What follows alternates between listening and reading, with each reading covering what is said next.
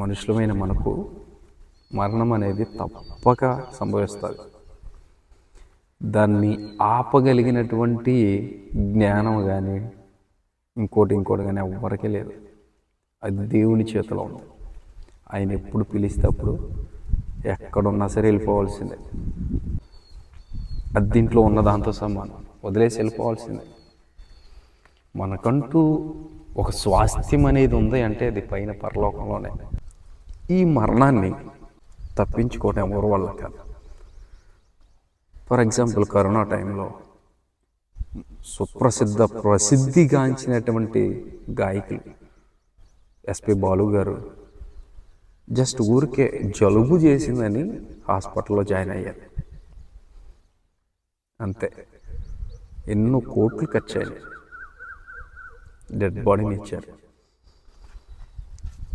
ఎంత డబ్బు ఉన్నా మరణాన్ని నేను ఆపగలను, మరణాన్ని నేను దాటిపోగలను అనే ఆలోచన అది కరెక్ట్ కాదు.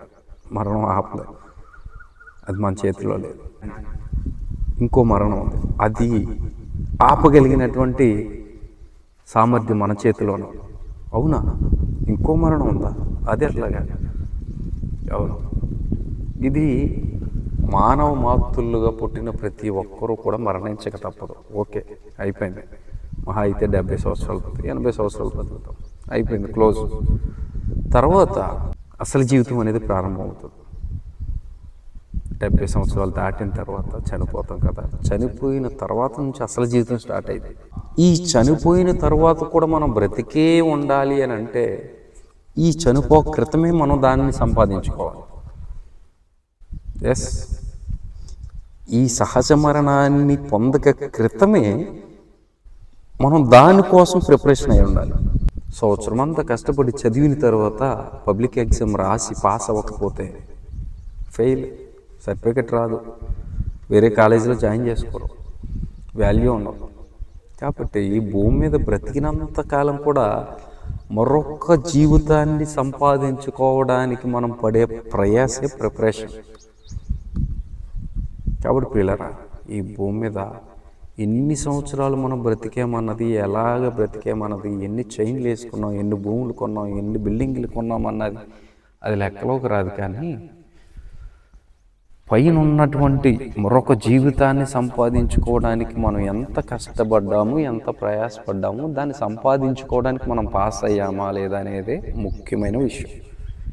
పైన మరొక జీవితం ఉంది, దాన్ని తప్పించుకోవటం ఎలాగనంటే ఈ శారీరకంగా మనం బ్రతికున్నటువంటి దినాల్లోనే దేవుని యొక్క అడుగుజాడల్లో నడుస్తూ, ఆయనకి ఇష్టమైన బాటలో మనం నడుస్తూ, క్రీస్తునే మనం మన క్రియల్లో ఈ భూమి మీద ఉన్న ప్రజలకే మనం చూపిస్తూ, ఆయన చెప్పిన బాటలో నడుస్తూ, ఆయనకి అయిష్టమైన వాటన్నిటిని విడిచిపెట్టి ఆయనకి ఇష్టమైన వాటన్నిటిని చేస్తూ భూమి మీదే మనం సాక్షాత్తు యేసుక్రీస్తు ప్రభువారిని మన జీవితంలో మనం చూపించగలిగితే మన కోసం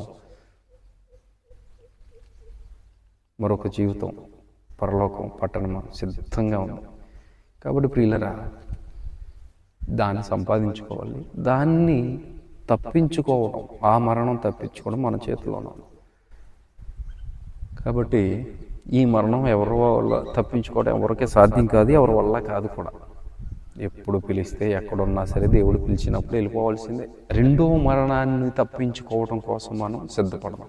చాలామంది చనిపోయిన తర్వాత చూద్దాంలే అనుకుంటారు. లేదు లేదు, చనిపోయాక అవకాశమే లేదు నీకు అసలు. ధనవంతుడు కూడా చనిపోయాయా, నరకం అనేది ఉంది, పరలోకం అనేది ఉంది, నేను వెళ్ళి మా అన్నదమ్ములు ఉన్నారు వాళ్ళకి చెప్తానంటే లేదు నాన్న, ఛాన్స్ లేదు, అయిపోయింది. భూమి మీద మీ అన్నదమ్ములు మారాలని అంటే కింద సేవకులైన వారు ఉన్నారు, వాళ్ళ మాట విని దేవుణ్ణి అంగీకరించి నీ జీవితాన్ని మార్చుకుంటే, వాళ్ళ జీవితాన్ని మార్చుకుంటే నీ ఉన్న దగ్గరికి వాళ్ళు రారు. ఇక నీకంటే అవకాశం లేదు. ఇక అప్పుడు అబ్బా నువ్వు రాజు అయ్యా, నువ్వు దేవుడు అయ్యా, నిజమైన దేవుడు అయ్యా, ఎన్ని అర్చనకి లేదు, అయిపోయింది. ఇక నీకు ఇచ్చిన సమయం అయిపోయింది.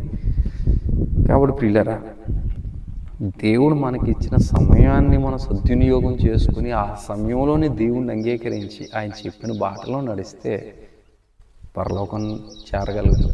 లేదా లేదు, దెయ్యం లేదు, తిను తాగు సుఖించి నీ ఇష్టం రా, ఓకే అది కూడా చేయి, నీ ఇష్టమే, ఓకే కాదంట్లా దేవుడు, చెయ్యి, చనిపోతావుగా, ఏదో రోజు చనిపోతావుగా, జీవితాంతం భూమి మీద బతుకుండవుగా, చనిపోయిన తర్వాత అప్పుడు అయ్యా నిజమేనయ్యా, చాలామంది చెప్పారయ్యా, వినలేదయ్యా, మైకుల్లో చెప్పారు, వాక్యం చెప్పారు, అయ్యగారు కనపడి చెప్పారు, అక్కడక్కడ ప్రయాణం చేసుకుంటూ వెళ్తున్నప్పుడు వాక్యాలు వినపడినాయి, అయినా నేను క్రిస్టియానిటీ అంటేనే అసలు రగిలిపోయి ఉన్నాయ్యా, అయ్యా నువ్వు నిజమైన దేవుడు అయ్యా, లేదు నాన్న, అవకాశం లేదు, ఇక అయిపోయింది, అయిపోయింది, ఇచ్చినప్పుడే సద్వినియోగం చేసుకుని ఉంటే చాలా బాగుండేది, లేదుగా, అవకాశం లేదుగా.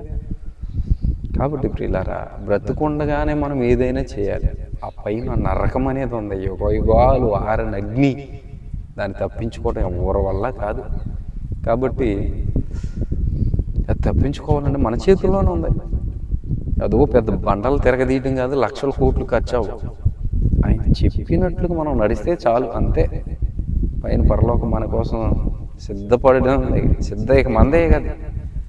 కాబట్టి గ్రహిద్దాం, దేవుని మాట విందాం. ఈ మరణం ఏముంది, అసలు రెండో మరణం పొందకుండా ఉంటాయి చూసుకుంటే, అది గ్రేట్. Thank you.